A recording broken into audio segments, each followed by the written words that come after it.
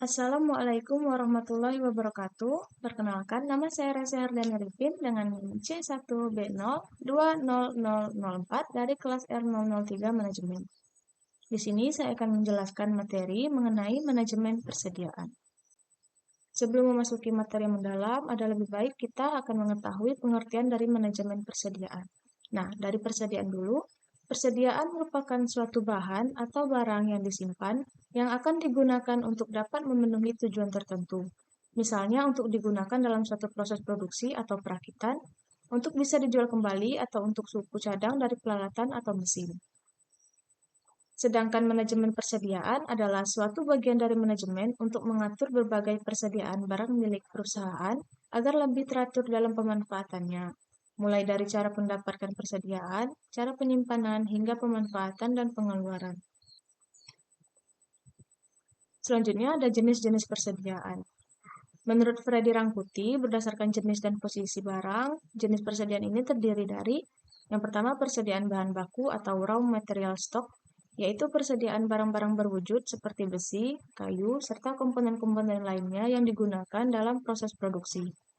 Yang kedua ada persediaan komponen rakitan atau purchase parts, atau bisa disebut components, yaitu persediaan barang-barang yang terdiri dari komponen yang diperoleh dari perusahaan lain, di mana secara langsung dapat dirakit menjadi suatu produk. Yang ketiga, ada persediaan bahan pembantu atau penolong, disebut sebagai supply stock, yaitu persediaan barang-barang yang diperlukan dalam proses produksi, tetapi tidak merupakan bagian atau komponen barang jadi. Yang keempat, ada persediaan barang setengah jadi atau work in process stock, yaitu persediaan barang-barang yang merupakan keluaran dari tiap-tiap bagian dalam proses produksi atau yang telah diolah menjadi suatu bentuk, tetapi masih perlu diproses lebih lanjut menjadi barang jadi.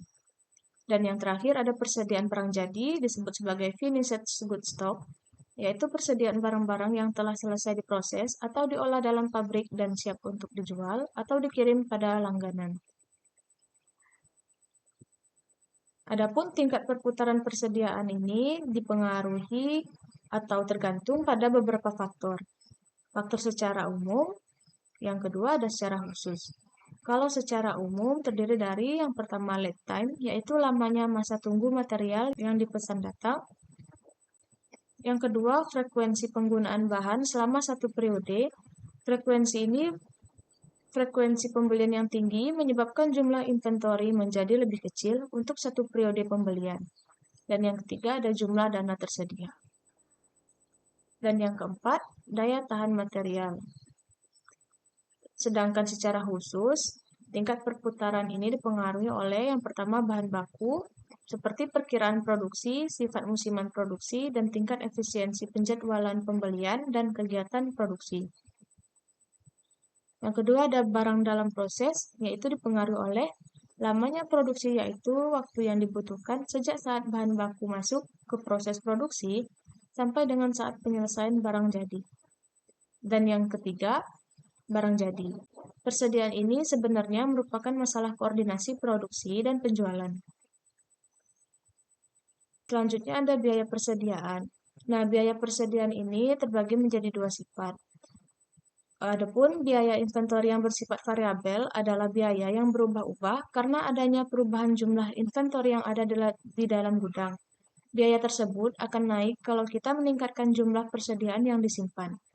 Sedangkan biaya inventory yang bersifat tetap merupakan elemen-elemen biaya inventory yang relatif tetap dalam jumlah totalitasnya dalam jangka pendek dengan tidak memandang adanya variasi yang normal dan jumlah persediaan yang disimpan. Nah, ada 3 macam biaya yang berhubungan dengan inventory, yaitu pertama ordering cost atau biaya pesan dan pemasaran. Contohnya seperti biaya pemesanan, setup cost, biaya pengiriman dan penanganannya atau bongkar muat, serta potongan harga karena jumlah pembelian besar. Yang kedua ada carrying cost, yaitu biaya penyimpanan. Contohnya seperti biaya gudang, asuransi, pajak kekayaan, biaya modal, serta penyusutan. Dan yang ketiga ada biaya persediaan pengaman. Contohnya seperti kehilangan penjualan, kehilangan kepercayaan pelanggan, serta gangguan jadwal produksi. Economical order quality yaitu jumlah kuantitas barang yang dapat diperoleh dengan biaya yang minimal, atau sering dikatakan sebagai jumlah pembelian yang optimal.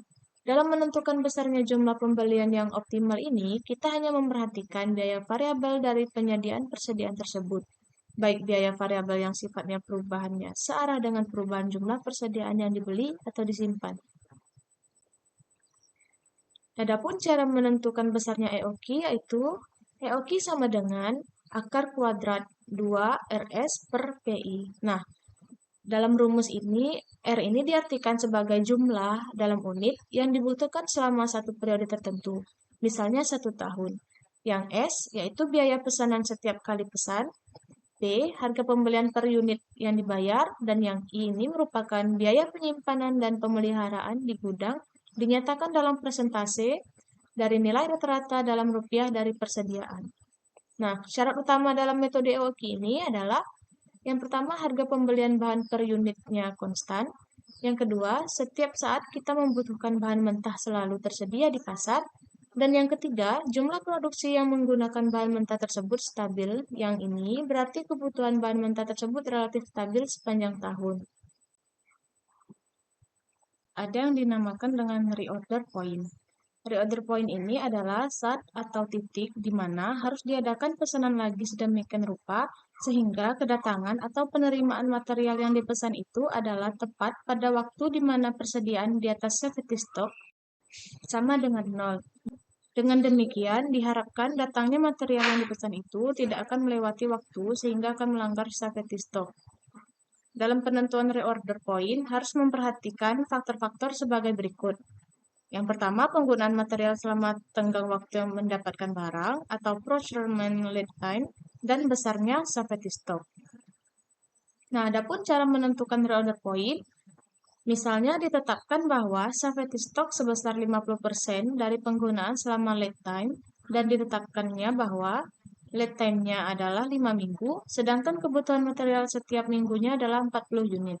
Untuk mencarinya, reorder point ini sama dengan 5 dikali 40 ditambah 50%, yaitu 5 dikali 40, sama dengan 200 ditambah 100, sama dengan 300 unit. Dengan menetapkan penggunaan selama lead time dan ditambah dengan penggunaan selama periode tertentu sebagai safety stock, misalkan kebutuhannya selama 4 minggu, maka reorder point-nya yaitu 5 dikali 40 ditambah 4 dikali 400, sama dengan 5 dikali 40 ini hasilnya 200, dan 4 dikali 40 ini sama dengan 160. Lalu kita jumlahkan hasilnya sama dengan 360 unit. Nah, dari contoh tersebut dapat dikatakan bahwa reorder point-nya adalah pada jumlah 360 unit. Yang ini berarti bahwa pesanan harus dilakukan pada waktu jumlah persediaan tinggal 360 menit. Apabila pesanan baru dilakukan sesudah persediaan tinggal 300 unit, maka ini berarti bahwa pada saat barang yang dipesan datang, perusahaan terpaksa sudah mengambil material dari safety stock sebesar 60 unit. Pada waktu barang yang dipesan persediaan dalam gudang tinggal 1 unit, yaitu 300 dikurangi 200, padahal safety stock telah ditetapkan sebesar 160 unit. Dengan demikian, safety stock di sini sudah terlanggar. Apabila pesanan yang dilakukan pada waktu persediaan sebesar 360 unit, maka pada waktu barang yang dipesan datang, persediaan di dalam gudang masih 160 unit, yaitu 360 dikurangi dengan 200. Persis sama besarnya dengan besarnya safety stock. Yang ini berarti bahwa safety stock tidak terlanggar. Adapun manfaat manajemen persediaan ini, yang pertama dapat memberikan tekanan terhadap investasi modal di dalam tingkat minimum. Yang kedua dapat meminimalisir terjadinya pemborosan pada biaya yang dikeluarkan pada pengadaan persediaan, misalnya kerusakan, pengeluaran, penyimpanan, dan lain sebagainya. Yang ketiga dapat mengurangi terjadinya pencurian dan kerusakan pada persediaan. Yang keempat, dapat menetralisir risiko yang akan terjadi dalam penundaan produk dengan cara selalu menyediakan barang baku yang dibutuhkan. Yang kelima, dapat memberikan layanan jasa yang memuaskan pada pelanggan dengan cara selalu menyediakan barang yang dibutuhkan. Yang keenam, dapat meminimalisir investasi untuk fasilitas serta peralatan yang dibutuhkan di gudang. Dan yang terakhir, dapat mengurangi kerugian dari jatuhnya harga pasar. Baiklah, sekian materi yang dapat saya sampaikan. Semoga materi yang saya sampaikan ini berguna bagi kita semua. Jika ada kelebihan maupun kekurangan mohon dimaafkan. Saya akhiri. Wassalamualaikum warahmatullahi wabarakatuh.